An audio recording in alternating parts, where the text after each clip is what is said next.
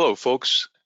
Thanks very much for attending today's Assessing and Reducing Your Supply Chain um, um, webinar. Uh, we have Mr. Robert Martichenko with LeanCor, who's going to be the speaker today. And I was able to see Robert do a presentation, and I thought it was just so impressive that I thought that I needed to make sure that you guys got to hear what he had to say and the assessment tools that he has. Ms. Kelly, can you go ahead and give us the first slide, please? So I happen to be the chair of the Arkansas District Export Council, and the District Export Council, there's 60 plus councils throughout the country, and we happen to be the Arkansas District Export Council. And it's a nonprofit organization that collaborates with all sorts of trade organizations, including the U.S. Department of Commerce. And our goal, obviously, is to try to strengthen the exporting abilities of companies through training and to stimulate the economic growth of the different companies here in Arkansas. And as always, to create high-paying jobs. And as you probably know, exporting jobs tend to be higher paying. So that's something that we really focus on. I also happen to work for the Arkansas Economic Development Commission, specifically the Arkansas Manufacturing Solutions Department. And the goal of Arkansas Manufacturing Solutions is to maximize enterprise value through innovation and training with operational excellence and sustainability, leadership development, and also supply chain management, which is obviously what we're doing here. And so, Ms. Kelly, if you would give us the next slide, please. So Mr. Robert Martichenko is the Senior Vice President for LeanCor, a Transplace company. And he started doing this about 20 years ago and is an expert in lean and also operational excellence in focusing specifically on supply chain management. And he has all sorts of accolades, as you can see in the slide, Council of Supply Chain Management Professionals, keynote speaker at various supply chain management sorts of webinars and conferences, and the author of several different books. So somebody who's really an expert in the field of supply chain management and also in Lean Six Sigma. He's a black belt and just an all-around swell guy. But as I mentioned a little bit earlier, when I was attending one of his webinars, basically the webinar that you're going to be seeing today, the thing that struck me about what he was teaching us, the saying, you don't know what you don't know. And as a consequence of me having gone through his webinar, I actually did learn what I didn't know. And that's, half the battle, right?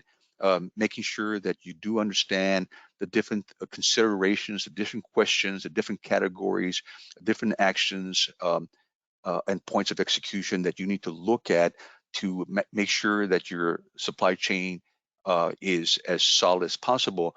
You probably know that many companies in the United States during the height of the COVID and even to some degree to today lost their ability to obtain the materials, supplies, parts, widgets that they need to be able to complete their products. Guys that were building cameras or whatever kind of products they produce, they couldn't get the materials. They had not solidified their supply chains to know what if X happens, where do I go to now? Who else can I buy my supplies and my materials to be able to keep production going? And as a consequence, those companies were shut down. Anyway, so the materials that Robert's going to show you is really going to be very helpful. So Robert, take it away.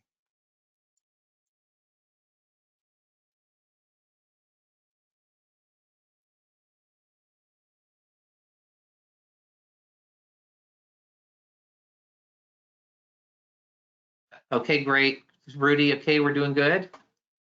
I was muted by two different people there, so I have to get a lot of people to allow you to hear me. But listen, Rudy, thank you for that intro, and thank you for just asking me to do this today, and just your enthusiasm with the last one, because this really is an interesting webinar in that it's really about getting to see what others are saying about the risk in their supply chain and so forth. But just, kind of as an icebreaker, we do have a couple polls in the webinar today just for an engagement purposes. And so just as an icebreaker, here's the first poll.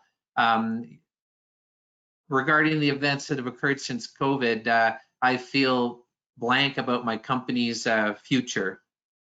Let's just see what people are saying.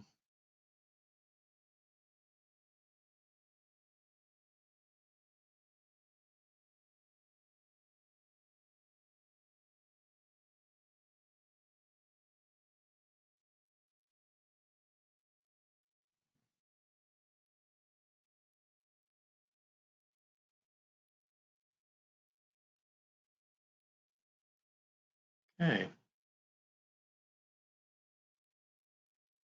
Okay, optimistic yet cautious. I love it. That's the spirit. That's fantastic. And what's interesting, nobody's feeling pessimistic, and even some of us feeling excited because, in what's the old saying, never let a good crisis go unused. So that's fantastic. So this kind of going to the first slide here, then, there's no question that from a supply chain point of view, the last several months have been incredibly disruptive in many different ways, which we'll talk about. But I like putting this up because this is from February, and the idea of putting this quote up is not to suggest that 75% of US companies are saying their supply chains have disrupted, because now that we're in September, the fact is that 100%, and it was probably in May and June that we knew that 100% of organizations, no matter what industry you're in, have been disrupted by this, by what's happened in the last 6 months. So, and I really like the results from that, where people are like cautious but optimistic, and that's that's going to allow us. I think the fact that 70% people are saying cautious but optimistic is going to play well to the message today, because we're going to talk about those things we can be doing. So yes, let's be cautious, but what are the things that we could be working on from an improvement point of view? So going to the next slide. If we just think of what this is just kind of an image of the supply chain, and what the webinar today is going to be about is that I'm going to introduce the essence of supply chain risk today, and then we're going to look at the elements of it from the point of view of some surveys that were accomplished, that were done over the last several weeks through AME members and members like yourself listening in on the webinar today. But the first thing that we need to recognize is that the essence of supply chain risk since this pandemic has changed fundamentally, because what we know about supply chain risk is traditionally and originally, supply chain risk meant, what is the risk of supply being interrupted?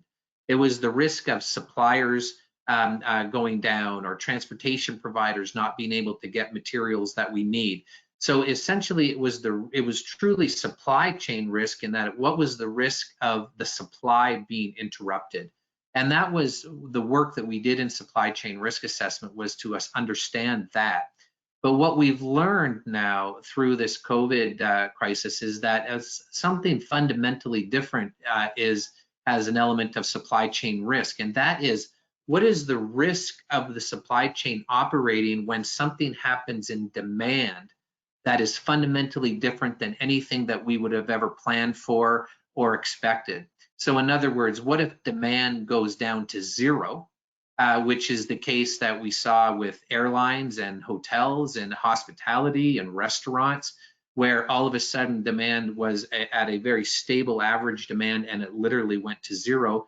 Similarly, what if demand goes tenfold? What if demand is 10 times what we ever expected in any common known situation, which we saw with personal protective gear and medical equipment and consumer products that people felt that there would be scarcity of, and so all of a sudden demand went through the roof. So we had this situation in February and March and April, and in some respects it still continues, where supply chain risk wasn't about the interruption of supply, but rather something happening in demand that we had never expected. And in some cases, demand went to zero, and in some cases, demand went through the roof, which is just so interesting because depending on your industry, these times have been absolutely incredible, and you're just trying to get orders out the door, as opposed to some other industries who have been figuring out how to literally shut down the supply chain.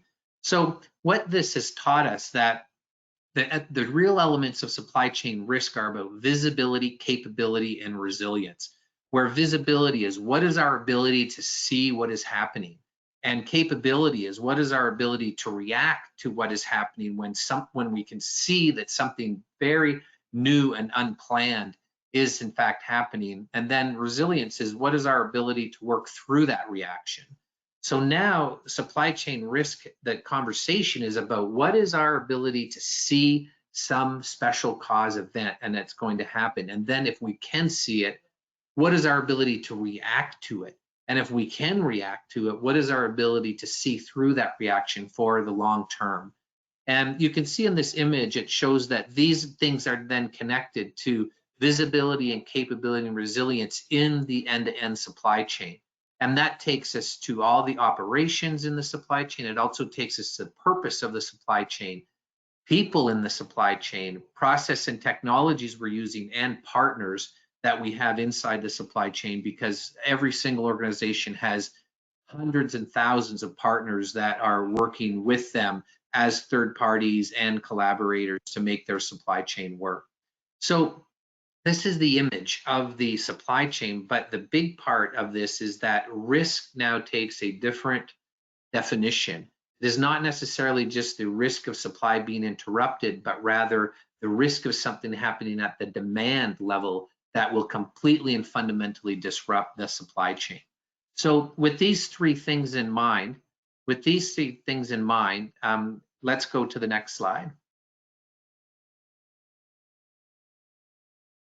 So when we think of visibility and capability and resilience, then what we see is we see three different areas inside this. We see information flow, physical flow, and plan versus actual visibility. So information flow visibility is what is our ability to see the information flowing, and then physical flow is our ability to see physical flow, and plan versus actual is our ability to see that actual plan versus actual.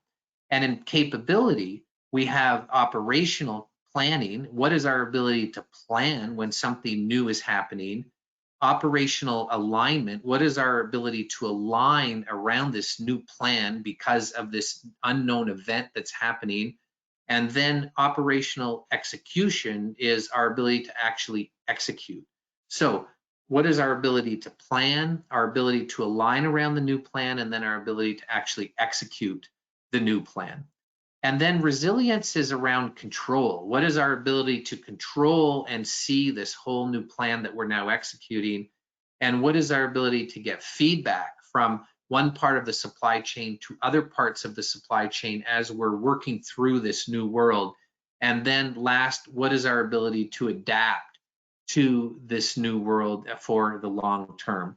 So what I'm going to do for the rest of our time together is we did some surveys through AME and through Rudy and Heidi, who worked very hard on this webinar and putting it together and getting information for us for the Arkansas regional group. And what we're going to do is we're going to look at these 9 areas: information flow, physical flow, visibility, plan versus actual. We're also going to look at operational planning, operational alignment, operational execution, and control and feedback and adaptability from a maturity point of view. So if we go to the next slide,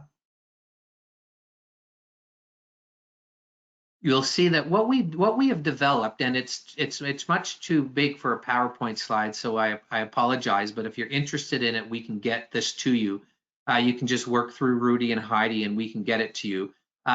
But we have a maturity model for each of these 9 areas, and it's through visibility, capability, and resilience. And there's 5 levels in the maturity model, with level 1 being the most immature, level 5 being the most mature.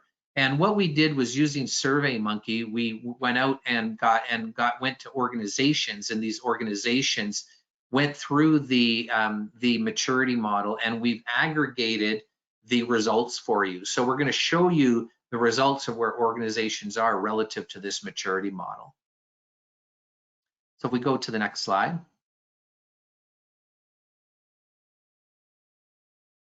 And to the next slide.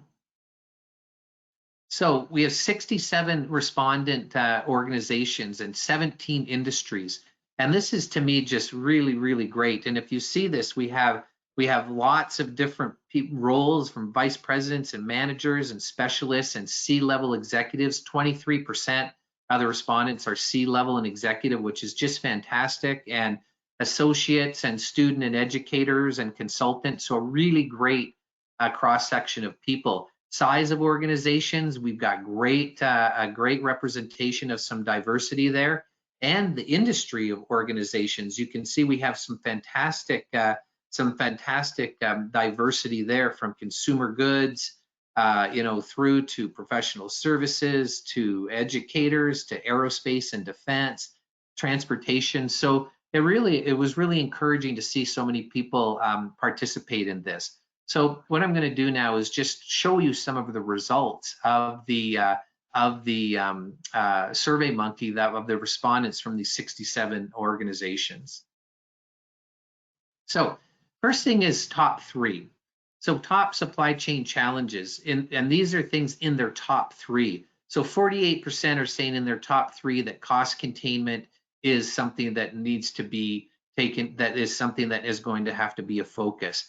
52% saying customer expectations on reduced delivery time. So the reduction of lead times is a common theme. And also 48 or almost 50% saying lack of supply chain process visibility is a very critical element, which is very interesting because that's one of our 3 main tenets. And if you think of cost containment and meeting customer expectations, that really does get to the heart of capability as well.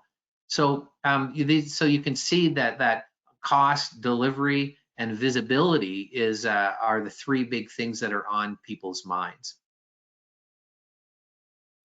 And then the supply chain goals, you can see that, again, in the top 3, improved responsiveness, improved supply chain sustainability, improved customer satisfaction and experience, and improved delivery liability, and reduced logistics costs, with the biggest being around customer satisfaction and experience. And I think that's probably always a very important one.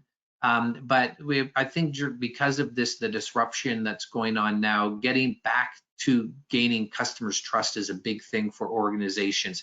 Still today, there's a lot of extended lead times and things on back order. Certainly, if you're doing anything in your house, which a lot of us are, you'll know that there's prices are going up and things are on back order, and organizations have this incredible thing in that people want their products, but they don't necessarily have the capacity and the inventory to get those things to the customer. So, and that gets to the heart of responsiveness. And it is encouraging to see this essence of improved supply chain sustainability as well, which is so important to the planet at large and the environment. And so recognizing that supply chain sustainability is on people's minds is very encouraging as well.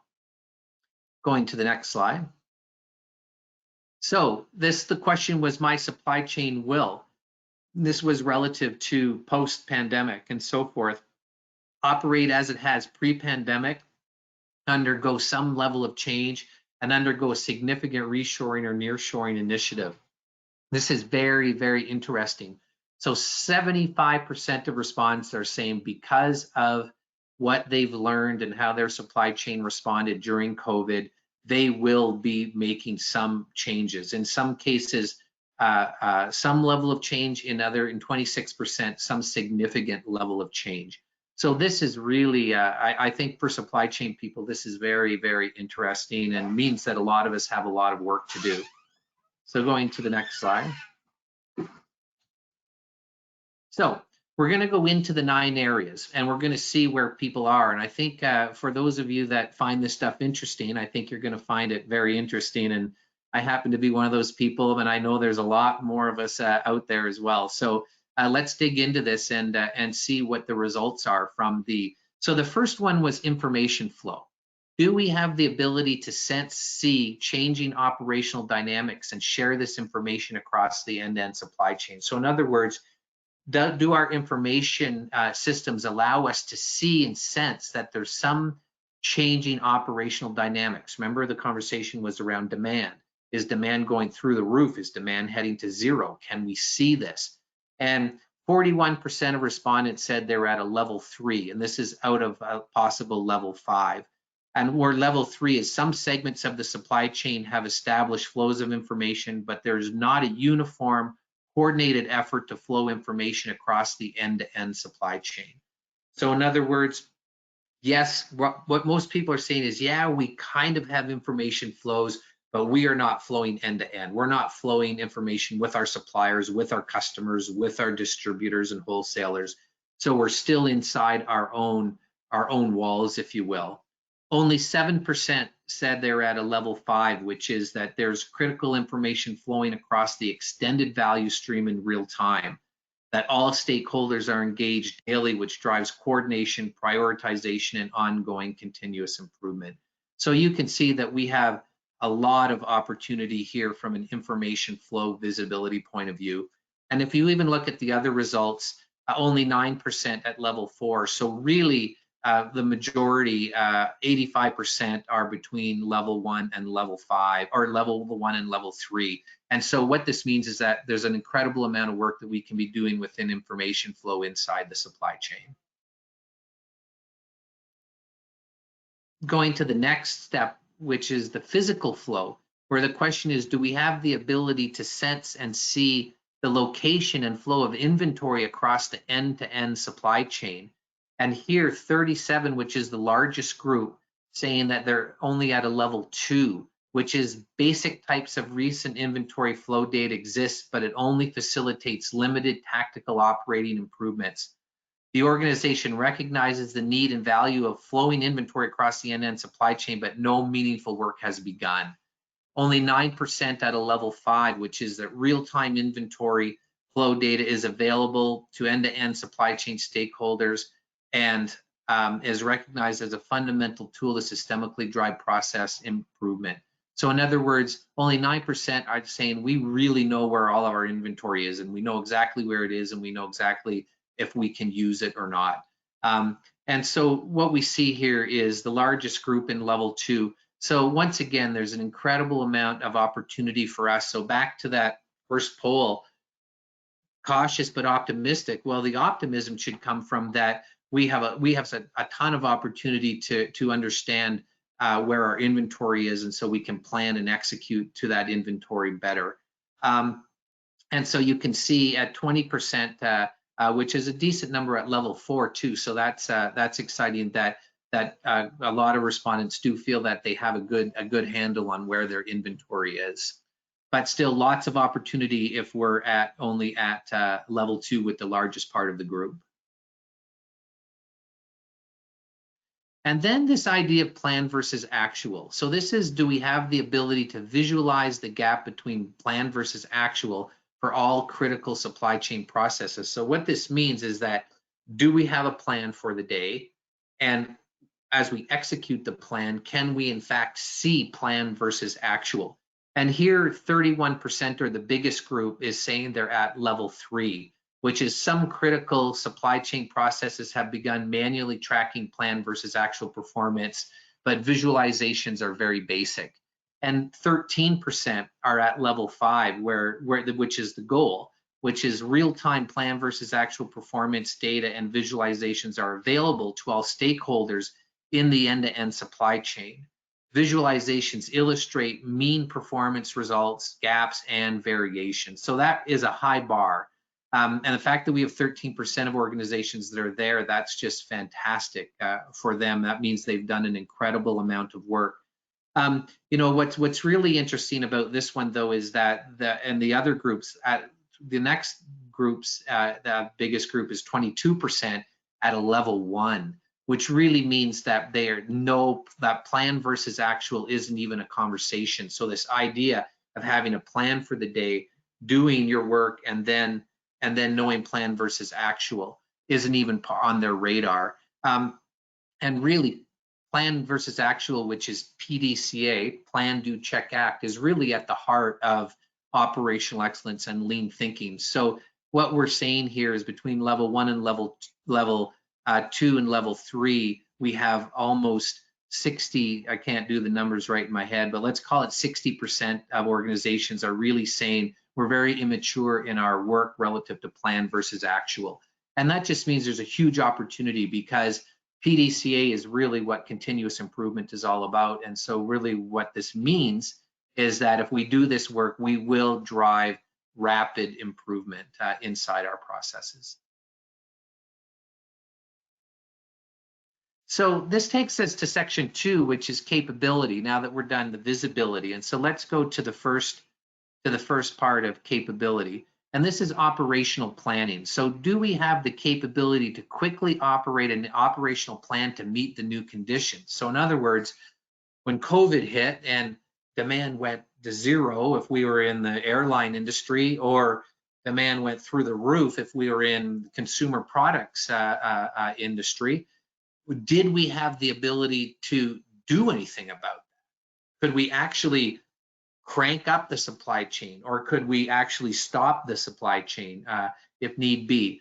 42% of the respondents are saying right in that level 3, where some stakeholders in the organization can pivot quickly to create operational plans to meet new conditions for very low impact, low complexity decisions or routine decisions. However, there's not a cohesive process to engage the end-to-end supply chain. And remember, this is the planning process. So this isn't even doing it yet. This is just our ability to make a new plan. 9% are at ideal state, or level 5, where the organization can quickly create end-to-end supply chain plans to meet new conditions. The planning process includes all stakeholders in the end-to-end supply chain. So this means that we can quickly create a new plan that includes suppliers and logistics providers and customers and all of the partners inside the end-to-end supply chain. And so again, here you can see that the majority of respondents are right in the middle of the pack. Some work has been done, but not nearly enough work, because what we learned through the pandemic was that the planning had to be end-to-end. If it wasn't end-to-end, then we really weren't able to execute to the new conditions.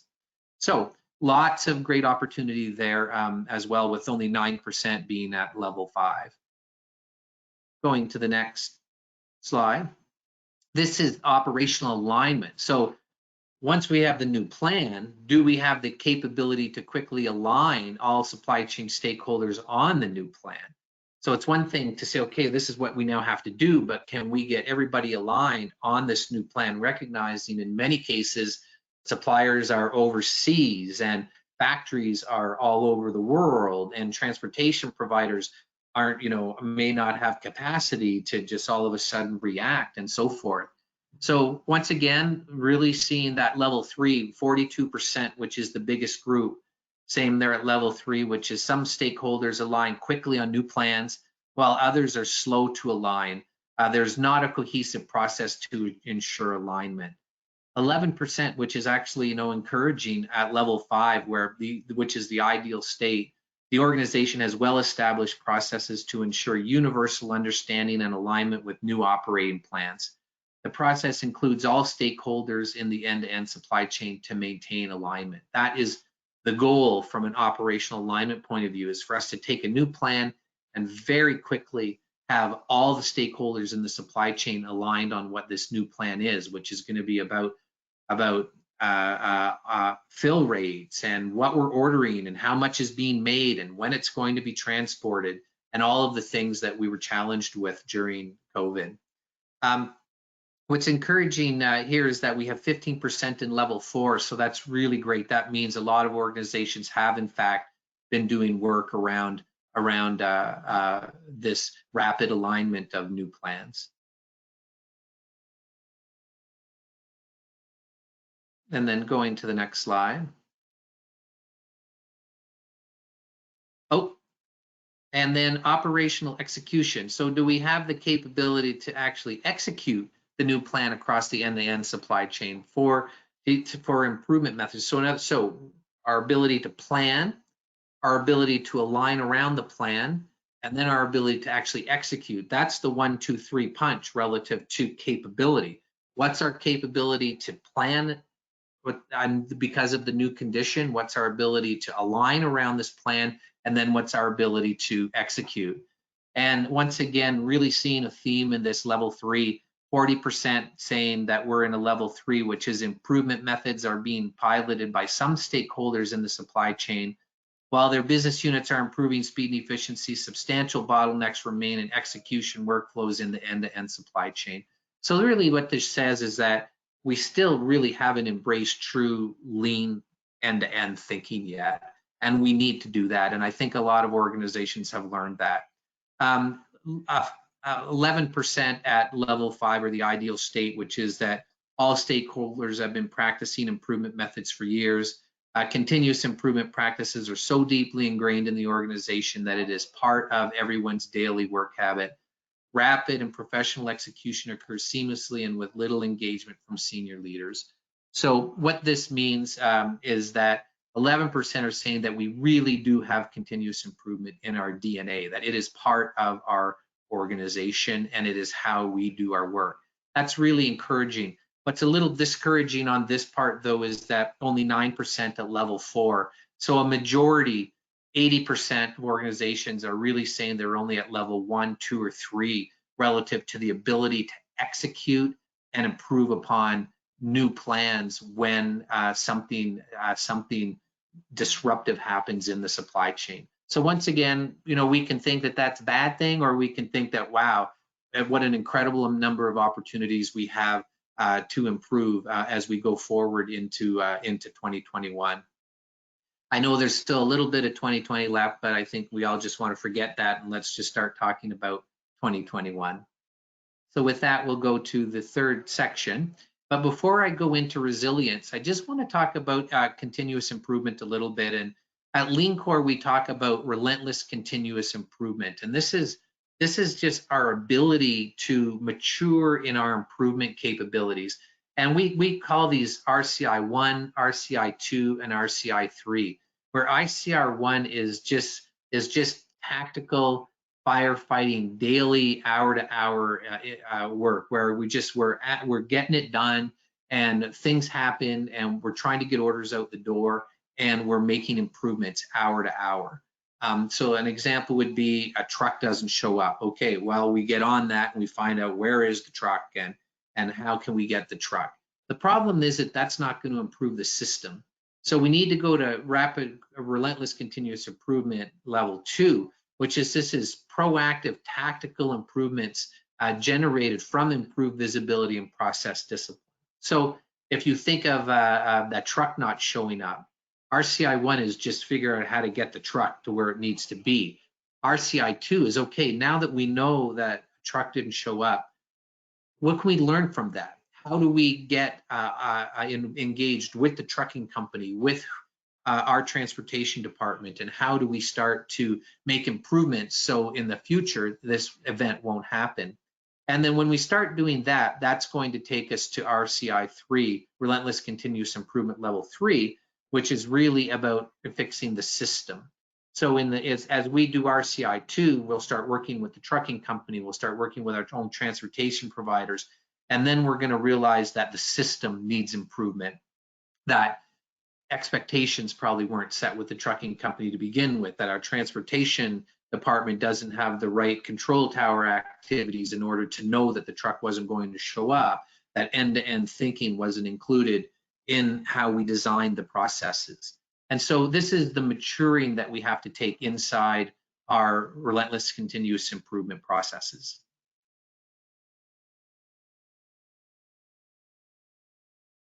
So that takes us to the last section, with is resilience. So the first question was control. Do we have a control tower to coordinate day-to-day and hour-to-hour supply chain activities? A control tower is a must these days. Think of an air traffic control center. an organization has to now have this control tower mentality. So we can see what's happening and know what's flowing, and we can make decisions and reroute things. So this idea of true dynamics and agile supply chains requires a control tower. Not surprisingly, you can see that 31, the biggest group, said level 1, there is no awareness of the control tower concept. Only 6%, which is actually, actually could be encouraging, all things considered. There is a control tower in place. It provides real-time information hour to hour from an end-to-end supply chain perspective, and the information drives end-to-end problem solving. So, but you can see down below, a majority, only 14% are above level 3. So what this means is that the control tower concept is brand new, and we need to become aware of it, and we need to start educating ourselves on this concept. I think on the next slide, actually, here's a picture of LeanCor's Logistics Control Center in Northern Kentucky, which, if you ever would like to come and visit, please do. It's a little bit different right now because of COVID, and we're slowly getting back there. But come the new year, I'm sure we'll be back rocking again. But this just shows you that that it's open concept, it's control tower activities, and that all of the pertinent information is up and visible, and we're leveraging people and processes and technologies to drive real-time visibility and collaboration, and really, getting that essence of planning and control relative to performance. And so I think over the next 5, 10, 15, 20 years in the supply chain industry, this concept of control tower is going to become a big part of our work. And then that takes us to the second piece of resilience, which is feedback. Do we have systems and processes to provide real-time feedback to all supply chain stakeholders? And you can see here, 40% are saying they're at level 3. There is awareness of the concept and formal feedback loops from operations, but the feedback does not connect for all supply chain stakeholders. So in other words, there is awareness and concept that we need formal feedback. Feedback is just what's happening. What's happening with customers, what's happening with customer orders, what's happening with suppliers, just, all the events that we think are happening, what's actually happening, and does the supply chain provide real-time feedback to us? 6%, a very low number, saying they're at level 5, the ideal state, which is that there are formal performance feedback loops from operations. The feedback connects to all supply chain stakeholders and drives problem solving. This feedback is in real time, and we're always knowledgeable about the plan versus actual condition. That's a very high bar to set, but it's the ideal state, and you can see some organizations feel that they've got there, which is very, very encouraging. Still, lots of work to do in this area of feedback as well. And then the last is adaptability. Do we have the capability to adapt and flex through the use of improvement methods to new conditions as they evolve? So in other words, if you think of the COVID situation, it wasn't like COVID hit and we shut down and then that was it, the new world. It was a complete evolution, not knowing what people were going to do, not knowing what people were going to buy, knowing what hospitals were going to need, what nursing homes were going to need. So it was about being adaptable as well. 39% saying that level 3, which is some supply chain stakeholders have begun applying improvement methods to their business units. The organization adapts and flexes to changes quickly enough to maintain competitive status, but not quickly enough to gain market share. 8% are saying at level 5, which is that the ideal state of all stakeholders in the supply chain have well-established customer listening post metrics, supply chain best practices, and fluid communication strategies. The organization is able to anticipate changing conditions and provide uninterrupted supply to meet customer demand. So true adaptability. You can see down below, level 1 and level 2 have quite a few people in them. So this idea of being able to flex and then be adaptable to the new condition, as the new condition in fact is changing itself, is still something that organizations struggle with. So with that, we'll go to the next slide.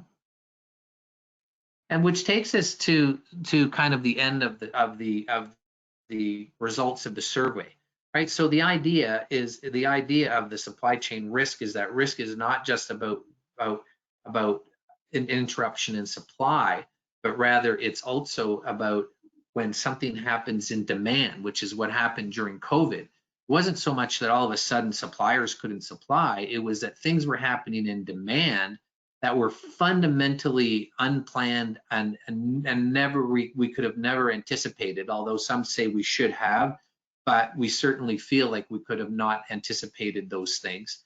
And then so we said, okay, well, that this now is about our maturity relative to visibility and capability and resilience. And we just showed that in the 3 categories inside each of those things, very, very few people were at level 5 in a maturity, and most of the big groups were bouncing between level 2 and level 3 in the maturities. So it begs the question, well, what do we do? Obviously, there's opportunity. Obviously, there's room for improvement, probably for everybody, which there always is. So how do we start? Well, the path really isn't that much different than fundamental problem solving in lean and operational excellence, which is first, we need to start with the current state, right? We need to lead and support our customers in understanding, align on the current state relative to risk in our end-to-end supply chain. So this is what we need to do is we need to understand and align on the current state of the risk in our end-to-end supply chain with our customers, with our suppliers, and collaboratively, really honestly do this collaborative work together so we understand the current state. And then from the future state development, we need to lead and support in creating a vision and aligning on future state to reduce the risk in the end-to-end supply chain. So what is the future state going to look like? If we're at level 2 and level 3, and we know what level 5 needs to be, what do we want the future state to look like? Is it all level 5, or is it level 5s in particular areas? And what is the priority of those areas? And then that takes us to the stop number 3, which is the roadmap development. Once we've really articulated the current state and we have identified the future state, what is the gap? What's the current state, future state gap? And what's the roadmap that is going to close that gap? And then the supply chain design. How do we need to change the design of the network systems and total cost of ownership models relative to close that gap and to successfully implement that roadmap? And then really important is quick wins.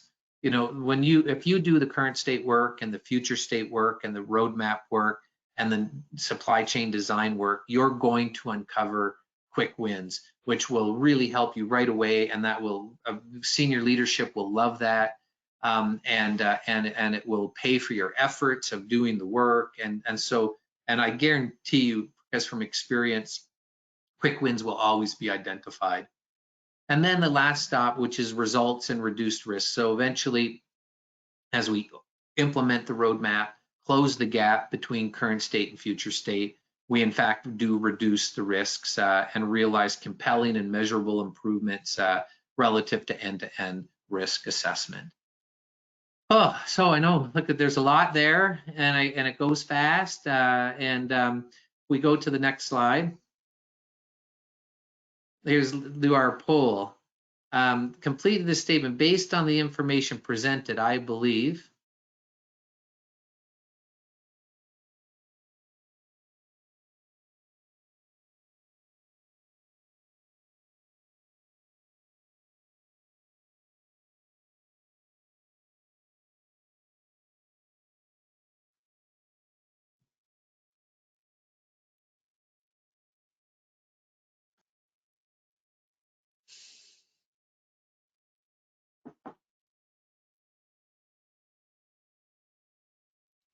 Uh-oh. Okay, what do we got? Okay, maybe that was a softball question, all things considered, right? Anyway, well, I think we got the answer right, that we're going to go some level of change. So as supply chain professionals, I think this is, the never let a good crisis go unused. It's going to be very interesting for us going forward into the future, and what a great opportunity for us, and the work that we're all doing in lean and operational excellence and so forth. So, so most importantly, I really want to thank Rudy and Heidi again. They put a lot of hours and work into this to make sure that the presentation went well. I'm sitting in the mountains of North Carolina, and remnants of Hurricane Sally are coming through, and it's been very rainy and foggy and that. So I hope that you were able to hear me well today. And it's my pleasure to be. It really is my pleasure to be collaborating with the Arkansas Inc. Manufacturing Solutions and the District Export Council, and Rudy and Heidi and Kelly Prince, who did a lot of work today too. Thank you. And I think we have some time for some questions if anybody has any. Robert, as it turns out, we have one question right in front of us. It says, how many suppliers should a company have for a particular item?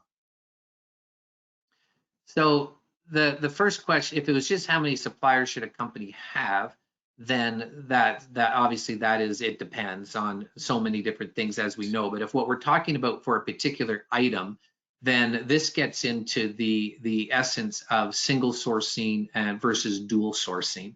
And this question has no right or wrong answer, because obviously if you single source, then there's some benefits. There's some benefits to that, in that you have a very close relationship and you're tied together strategically. Obviously, if you single source, you have the obvious risk of, if that source goes down, then you are now completely interrupted. So and then you could even get into sourcing 3 and 4 and 5 with into more. But let's just focus on single source versus dual source, where the dual source is a strategy to reduce risk, but also to have a competitive spirit between the two suppliers, quality spirit between the two suppliers, and so forth. The answer to that really is at the heart of lead times. If you're single sourcing and your supplier is across the world, then that's a very dangerous place to be. I think that, in my mind, I think what's going to happen with the reshoring and the nearshoring initiatives is that we are going to probably take some new strategies where we dual source, keep that global supplier that may in fact have potentially lower unit costs, probably not lower total landed costs, but that's a whole different conversation. But perhaps have a second source, which is domestic, which is right next door. And so we've reduced our risk that way, because the risk of single sourcing, the biggest risk of single sourcing is with respect to where the supplier is and the lead times of that supplier. If they're right next door, you actually have quite a bit of lower risk than if they're half a world away. So I wish I could just tell you a number, but the answer is it depends on the lead times and the network and locations of suppliers. Ms. Kelly, have any more questions come in? I've got another one if it hasn't. I don't see any. Okay. The next question is, it looks like the assessment tool that you've kind of shown us right now can really provide us with a real solid understanding of where our supply chain gaps are. Is that correct? So yeah. So not only that, is it also details the work. And so the first thing is that we would be more than happy to make this assessment available to people. It's too big to put on a PowerPoint slide, because there's 9 buckets with 5 levels, so there's 45 things at a minimum. But yes, it's set up as a maturity model. So what that means is that you can identify where you are today, and then obviously then you know that the work then is to get to the next level, or the work to leapfrog the levels. So it's set up to allow you to know where you are today relative to ideal state, which is level 5, and it's set up to show you what the work is that you need to do. Okay. Excellent. I do want to remind everyone that immediately after the webinar, you're going to receive a webinar evaluation email, and within that, the body of that assessment or evaluation is going to be an opportunity for you to ask for the free guide to de-risking your supply chain, as well as Robert's supply chain assessment that we've been talking about. And so it'll be just a matter of opening up the evaluation that's going to be sent to you immediately after the webinar and answering the questions, and of course giving us your information so that we can know where to send this stuff to. Ms. Heidi, do we have another question?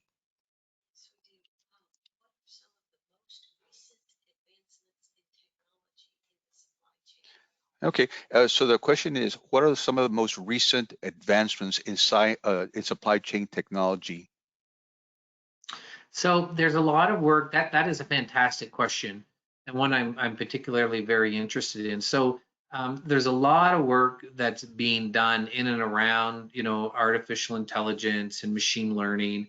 And for example, Transplace's transportation management system has artificial intelligence and machine learning in it, so it can be looking at what's happening with shipments and relative to weather patterns and so forth. So the technology itself is understanding risk factors and bringing those to light, as opposed to a human looking at the weather station and then going and finding out where the trucks are and so forth. So there are AI and machine learning advancements going on, but I would say the biggest things are around visibility. Even if you look at our results from today's, it was still, we're still at level 2 and level 3 relative to visibility. So just our ability to see, and this is our ability to connect with others. So the Internet of Things are connecting ERPs, are connecting, our enterprise resource planning systems with trucking companies, with ocean carriers, with suppliers.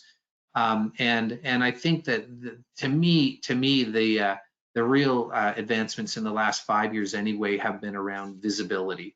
And then hopefully once we get done with that, then the technologies will move to actual execution and capability. Robert, one of the things that I wanted to kind of comment about is that in many cases, when I ask my clients, well, who provides you with your widgets, your materials, your parts, they'll tell me, Bob in California, but they seem to be unaware that Bob in California is actually getting them from, China or, Germany or whatever. And so they think that Bob is the one that has the materials and that they are in fact in the United States, when in fact they're, half a world away. What are your thoughts on that? I think Bob has a great gig going as long as he's got inventory. And the minute that he doesn't have inventory, he gets himself in trouble as well. So there's no question that, and this gets to the visibility and what we learned during the pandemic is that a lot of organizations don't even know where their suppliers are or don't know the complexity of their supply chain. Just a little, kind of a way to look at this in a light way, and I do mean, and I'll very sincere when I say this is just to be light and not create some big conversation. But in the early days, I'm Canadian originally, so I have a little bit of a bias. But in the early days of the pandemic, there was, the talk in Washington about telling 3M that they can only sell masks to inside the United States. And there was a joke in Canada that was like, okay, well then we'll just stop selling 3M paper, and they won't be able to make any masks. So I guess if you're a supply chain person, you may find something like that funny. I don't know, but the point is that in a comment like for a company to just sell to a particular area, that what that comment, it would suggest that there's a lack of understanding of the complexity of our supply chains. And I think that we really learned that. And it's still a very hard lesson that's being learned today. We have spent the last 30 years globalizing supply chains. And we don't quite understand the complexities that globalization has created. And I think it became very crystal clear in the last 5 months. Robert, as a matter of fact, to that point, I attended an AI supply chain webinar, I'm sorry, conference several months ago, and I was really blown away to find out that the study indicated that supply chains are anywhere between 9 and 14 layers deep, you know. So forget Bob. I mean, you know, it's much, much deeper than that. Well, and as you go up those layers towards raw materials, towards mined minerals, the sources and the flexibility become smaller and lesser. That's correct. All right. Well, I think this brings us to the end of the webinar. As I said a minute ago, we're going to be sending you a webinar evaluation so we can know how we did and what areas of improvements we might be able to make. And within the body of that evaluation will be your opportunity to ask for the guide and it's a free guide to de-risking your supply chain, as well as Robert's supply chain assessment, which once you look at it, you're going to be blown away just how comprehensive it is and how valuable it is, because it now teaches you the questions that you ought to be asking yourself. And once again, you don't know what you don't know part, it's going to really clarify that for you. So I think with that, we will close the webinar. Robert, do you have any last comments? Yeah. Well, just Rudy, back to you, and Heidi, thank you so much, and Kelly, great job, and as always, and thank you everybody for your time. I hope you found this a valuable use of your time. Thank you very much, Robert, and everyone else. Okay, bye for now. Bye.